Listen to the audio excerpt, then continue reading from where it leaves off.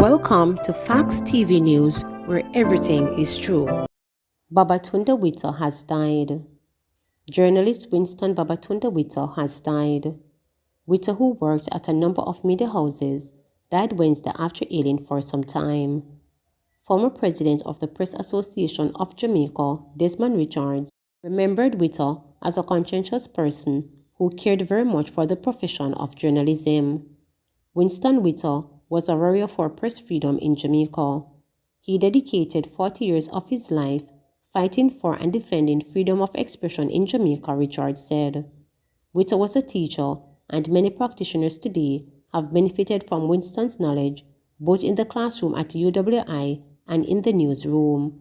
He was always willing to impart knowledge to his colleagues and especially was guarded of the younger members of the profession.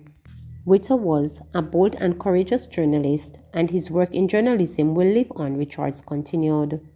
Witter had stints at the Gleaner, Jamaica Observer, as well as now defunct publications Daily News, Jamaica Record, Jamaica Herald, and Sunday Herald. He also had broadcasting stint at Ari FM, KLAS, and the defunct Hot 106. Culture Minister expresses condolences at Babatunde's passing. Minister of Culture, Gender, Entertainment and Sport, Olivia Grange, has expressed that she is deeply saddened by the death of Winston Babatunde Witter, former journalist, columnist, radio talk show host and lecturer at the University of the West Indies. Witter, who was ailing for some time, died on Wednesday morning at the age of 64. He was a patient at the University Hospital of the West Indies. During his illness, I kept in touch with Winston Babatunde Witter, whom I regarded as my friend, and I gave him support to the extent that I could. I was also in contact with his family members, who were there for him throughout his difficulties, Green stated. There was no doubt that Babatunde made an impact during his extensive career in the mass media. We also remember Winston for the resilience he showed coming back from a life-threatening road accident which temporarily paused his radio program but never diminished his popularity, the minister shared. She expressed condolences to Witter's family members. I expressed condolences to his daughter, Kadian Witter Jumville, son-in-law Alvin, granddaughter, his siblings, his friends, and associates. 21-year-old gunned down in St. James. The police have launched a probe into an early morning gun attack which claimed the life of a man in Montpellier, St. James on Wednesday. Dead is 21-year-old Brandon Doman. According to investigators, residents alerted them about 2 a.m. after hearing what appeared to be loud gunshots coming from a section of the area. Doman's bullet-riddled body was later found by the police. He was assisted to hospital where he was pronounced dead. Police seized firearm in St. Anne, 4 people in custody. 4 people, including a woman, were arrested following the seizure of a Smith & Wesson Springfield 9mm pistol during operation in Liberty District, Brownstown in St. Anne on Tuesday. Reports from the Brownstown police are that about 5:45 p.m., lawmen were in the area when a premises was searched. During the search, the illegal firearm, which contained 11 rounds of ammunition, was found hidden in a sofa. The 4 occupants of the premises were subsequently taken into custody. However, their identities are being withheld pending further investigation. Man in custody after firearm seizure in Argostown. A man is now in custody following the seizure of a firearm in Vermont Road, Argostown in St. Andrew on Wednesday. Reports from the St. Andrew Central Police are that about 6:40 a.m., a police team was following investigative leads when they went to a house on Vermont Road, where they seized a 9mm pistol with 13 cartridges during the search. The identity of the man arrested is being withheld pending further investigation. Manchester farmer charged with illegal possession of firearm assault. The Manchester police have charged a man with illegal possession of firearm and assault at common law following a daylight attack on another man on Sunday, January 30. Charged is 38-year-old Robert Johnson, a farmer of Swabies Hope in the parish. Reports from the Mandeville police are that about 9:30 p.m., Johnson and another man had an altercation during which Johnson allegedly pointed a firearm at the man and threatened him. Johnson fled the scene but was later apprehended at his home and subsequently charged. His court date is being arranged. 14-year-old Tamara Jones missing since Sunday. 14-year-old Tamara Jones of Ferguson Drive, Kingston 11, has been missing since Sunday, February 13. She is of dark complexion and about 158 centimeters tall. Reports from the Seaview Gardens police are that about 6:30 p.m., Jones was last seen at home before she went missing. She has not been heard from since. Anyone knowing the whereabouts of Tamara Jones is being asked to contact the Seaview Gardens police at 876-901-9423, Police 119 emergency number or the nearest police station. Cops say inter-gang feud led to Coronation Market double murder. Police probing the murder of two men in Coronation Market in downtown Kingston 2 Saturdays ago said an internal gang feud is behind the killings. One of the men in custody in connection with the murders, the police say they have identified and are searching for other suspects. The deceased were identified as 50-year-old Carlton Armstrong, a shopkeeper of Bond Street, Kingston 14, and 21-year-old Orlando Turner of Freeman Hall in Alberton, Trelawney. Head of the Kingston Western Police Division, Senior Superintendent Michael Phillips, said investigations have uncovered that the men were killed because of a dispute between gangsters. There is a brawling gang within the Pink Lane area, and there is a breakaway in that gang, so it is as a result of that inner gang feud, SSP Phillips reported.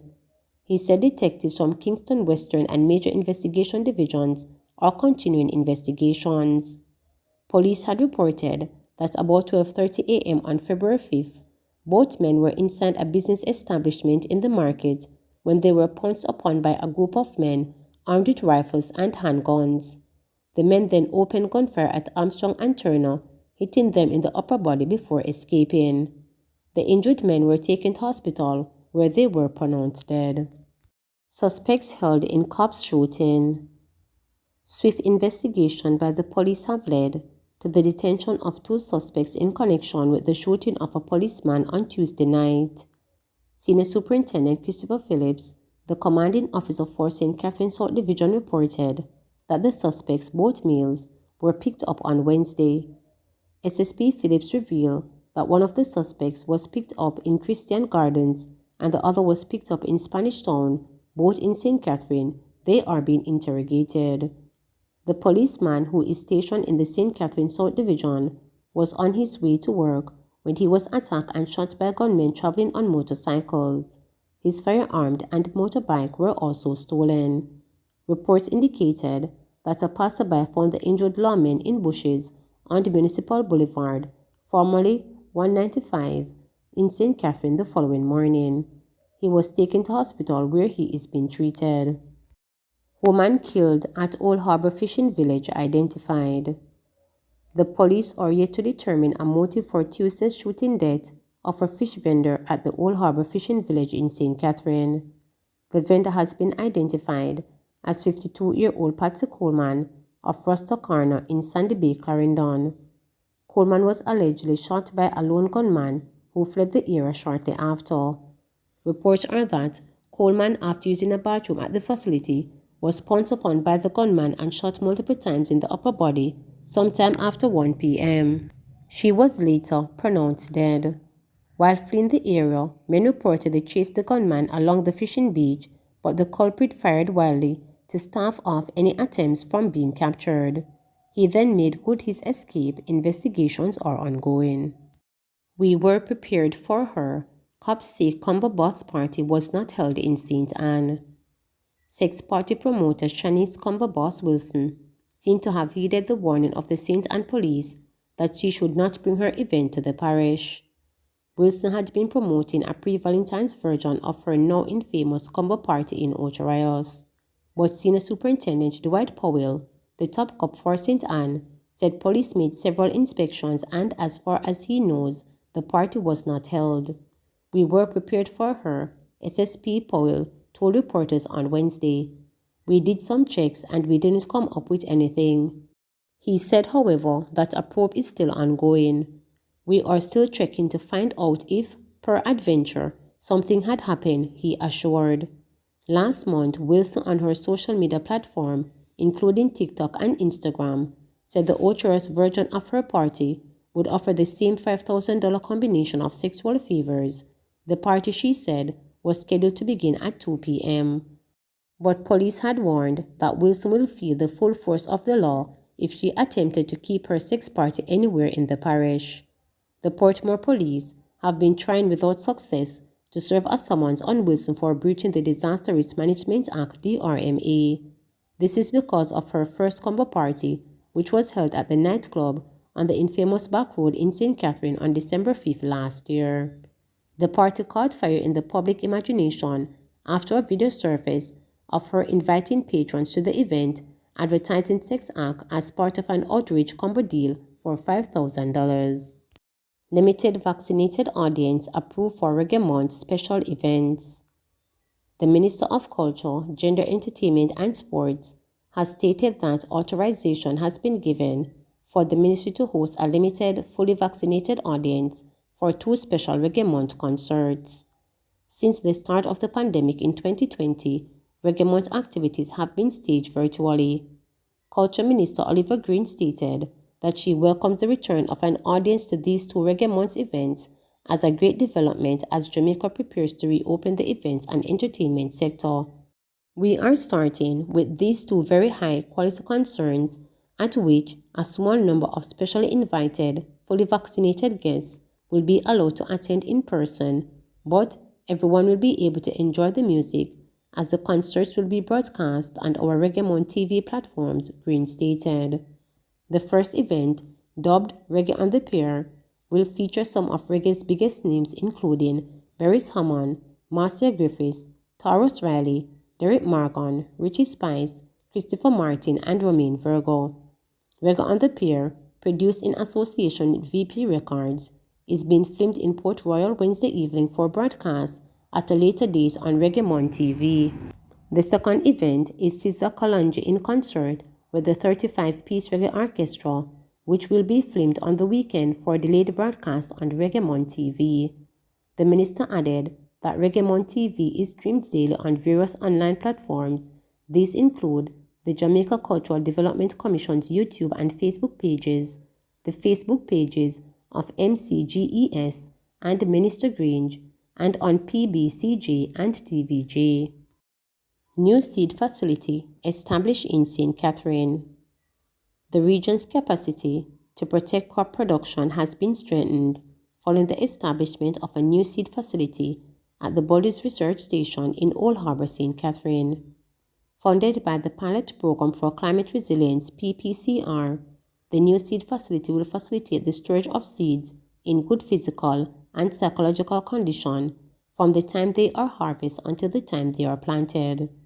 Acting Principal Research Director for the Research and Development Division, Ministry of Agriculture and Fisheries, Michelle Sherwood, said the new facility will play a major role in climate resilience efforts. It will enable us to store seeds not just for Jamaica, but also for the region, where, if there's a natural disaster, there are always somewhere we can bounce back by using the seeds. As a result, these seed facilities are very important, she said. Seed storage is a seed conservation method where seeds obtained from the harvest are kept under specific conditions until they are planted for successful crop production. The PPCR is a funding mechanism under the Climate Investment Fund (CIF) that helps developing countries integrate climate resilience into development planning and investment. The program receives its funding from the CIF, which in turn is funded by contributions from 14 donor countries, which have contributed more than US $8 billion in support to date. Sherwood also pointed out that a backup generator was also provided under the program. Without electricity, we can lose the seeds. As a result, a generator was purchased under the PPCR project, but when it came, we needed help to both install and activate it. This is what the ongoing redevelopment of Research Centers project was able to do. Now we have a proper backup system to be able to protect the seeds that we now have in storage. It will also serve our research activities that are ongoing throughout the weekend and holidays, as well as provide an environment where persons can work night and day, she explained. The PPCR has a two-phase program that assists natural governments in integrating climate resilience into development planning across sectors and stakeholder groups. It also provides additional funding to put these plans into action and to pilot innovative public and private sector solutions to pressing climate-related risk. PPCR funding is being used to implement 55 projects in 17 countries, including Jamaica, which is receiving funding as part of the PPCR for our Caribbean region. Please remember to subscribe, like, share,